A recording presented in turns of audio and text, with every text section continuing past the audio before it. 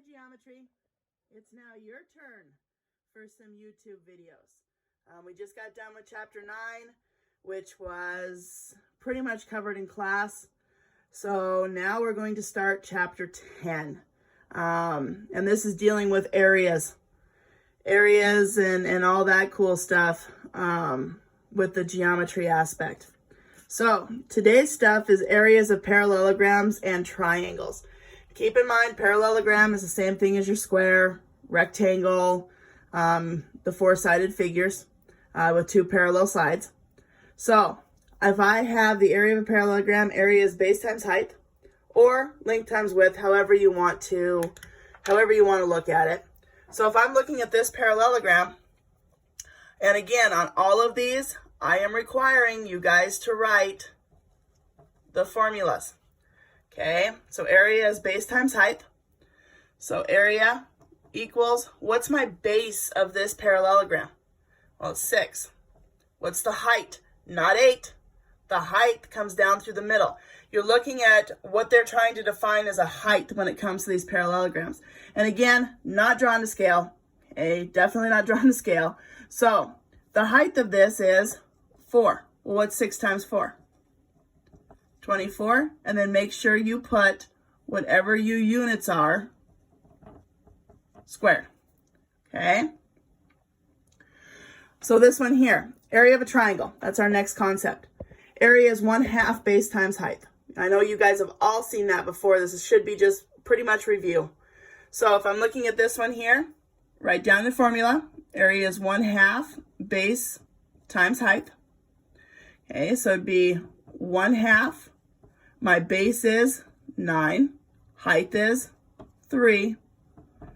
1/2 times 27, because 9 times 3 is 27.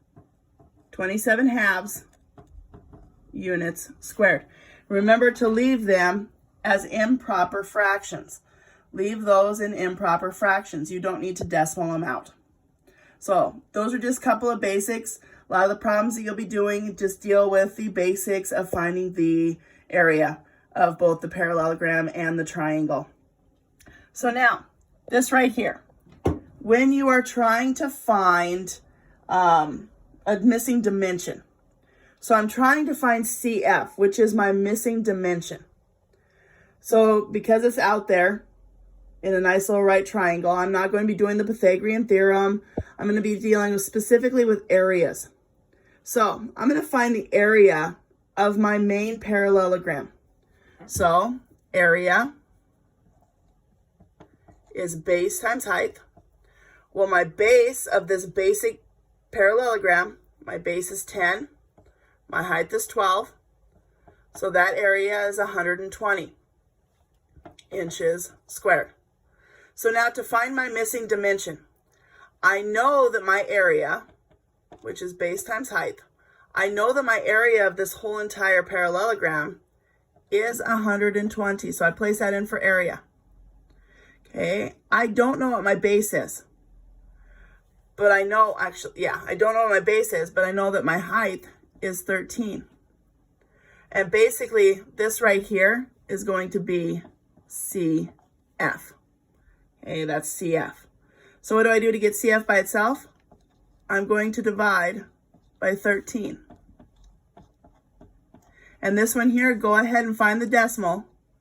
So it is approximately, I think, 9.2 inches, somewhere around there.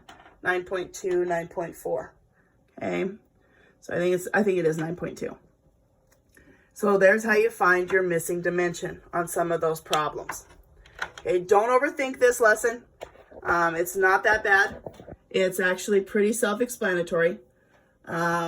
Do the best you can, and remember, again, I'm a stickler for making sure that you guys write those area formulas for every single problem, because the only way that we're going to memorize it is if we write down those area formulas.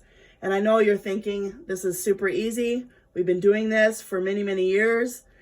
I just still want you to get those formulas written down so that we can get those memorized.